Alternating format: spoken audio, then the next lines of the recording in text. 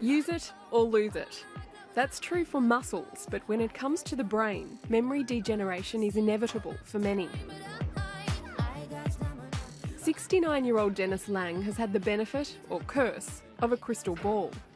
His dad suffered from dementia, so chances are he'll get it too.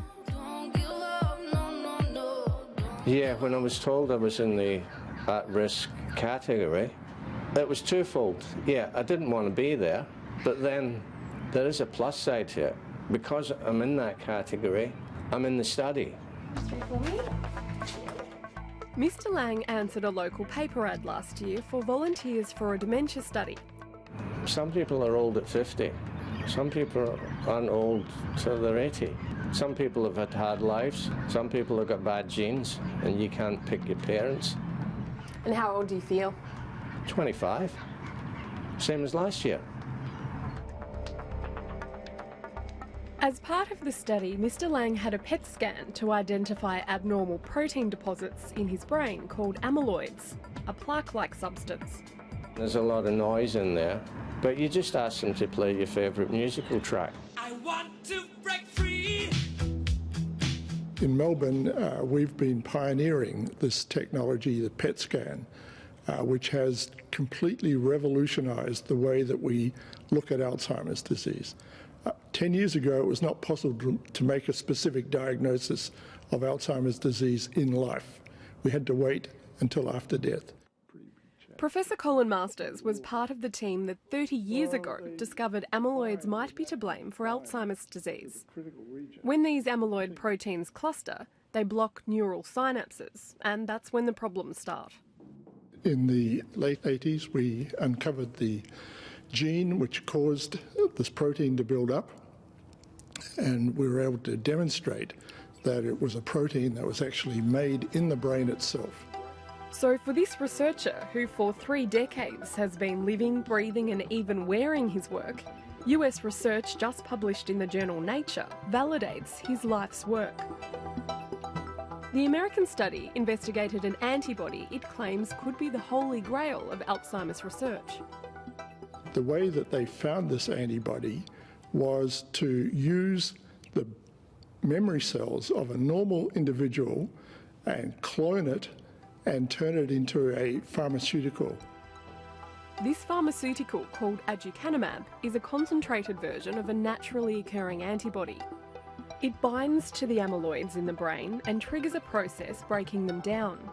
The red on this heat map of a patient's brain shows amyloids. On the right side, after a year on aducanumab, it has largely disappeared. The field is moving so fast now that the results are indicating that the best chance of success is to go as early as possible.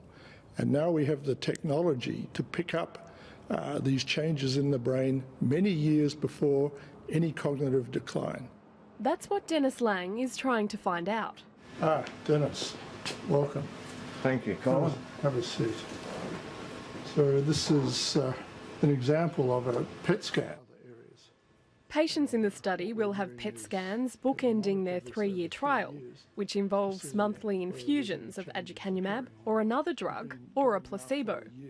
What I'd like to know is, am I getting the Ribena treatment, or am I getting the Penfolds Grange? That's what I'd like to know. Of course, and you'll be told at the end of the study after 3 years. Let's assume that I'm on the Ribena and my condition has worsened. Would I be able to get the good gear? Absolutely. That depends upon a positive result of the study itself. Throughout the study, there'll be regular cognitive testing. If you have $5 and you spend $3.45, how much do you have left? $1.55. Mm-hmm. For Mr. Lang, this is an insurance policy and a way to pay it forward. I have brothers, child myself, nephews and nieces. If you follow the paternal side through, perhaps they could end up with it. So I'm doing it not just for myself. But for some, it's too late. Hi, Mum. Look who's here to see you. It's the girls. Hello, love. How are you? Yeah. Watching his mum Patricia decline drove Mark Greeno into this field 8 years ago to chase a cure. Where do you go? To work? Yeah. Melbourne Uni. Oh, Melbourne. Yeah. At the Florey, it's called. Florey Institute. All right. Yeah. Oh. It's that loss of identity and loss of the person that you knew and loved and has basically gone. And that I think that is probably the hardest thing as a family we've had to deal with. Is, you know, we've essentially been grieving for the last 5 years or so. Maddie's just going to put some cream on you. He welcomes aducanumab, but with caution. Even after the nature study, he doubts it'll be a magic pill. This was a phase 1 trial on a relatively small number of people over a relatively short space of time. So even though the results are positive, we won't really know for another few years at least whether it's actually a potentially a disease-modifying drug. One of the world's most renowned Alzheimer's doctors says the need for such a drug is dire, with a flood of patients in the pipeline. Certainly in Australia, the US, Western Europe, we're expecting a doubling over the next, say, 15, 20 years. In Africa and in Asia, we're looking at tripling and quadrupling the number of people with dementia. Maddie, do you want to go put some music on for Nanny?